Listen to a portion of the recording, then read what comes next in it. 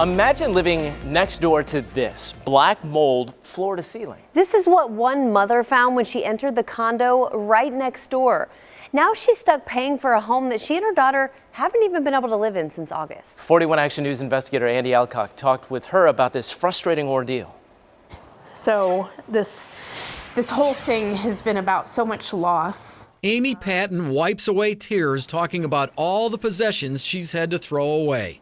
4 bags filled with damaged and irreplaceable items like her wedding and high school prom dresses and her daughter Amelia's school projects sit in her garage. I just can't bring myself to get rid of them yet.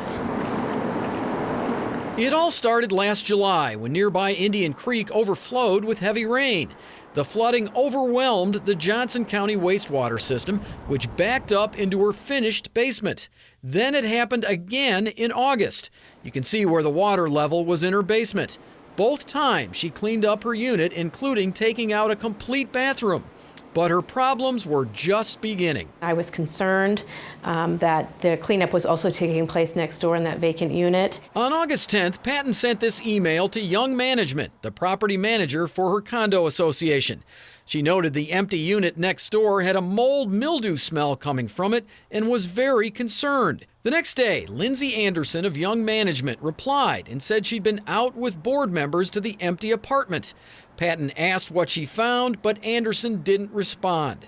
A few days later, Patton went to her homeowners association board meeting.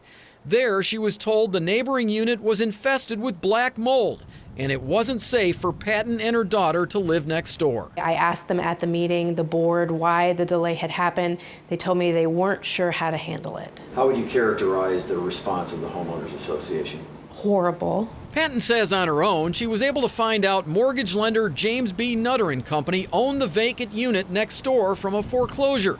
Patton says multiple attempts to get Nutter to clean up the property went nowhere. Then finally in October, Patton was told Nutter had cleaned the property, so she moved back to her condo.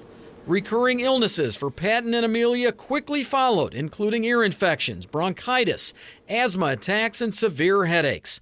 But Patton says the most traumatic event was the death of her 2-year-old cat, Gus. Her vet says Gus likely died from black mold exposure. Gus's death has been especially tough for Amelia. Having to tell her that her favorite family animal has died has been something that I don't wish on anybody. When Patton spotted a worker going into the empty unit next door in October, she asked if she could come inside. She took pictures showing the entire basement covered in black mold. But the worker told Patton he was there just to take out the carpeting, not deal with the mold. It's incredibly expensive. All told, with cleanup, medical bills, and other expenses, Patton says she's out more than $20,000.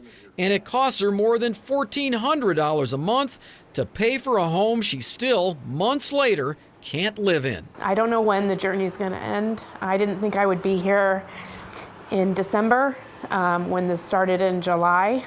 The same day we spoke to Amy Patton, a Nutter representative met with her attorney to work out a deal. Then Nutter sent us this statement noting the cleanup of their property has taken longer than expected and they do plan to clean it up as quickly as possible. They also regret any inconvenience for Patton. I'm investigator Andy Alcock, 41 Action News.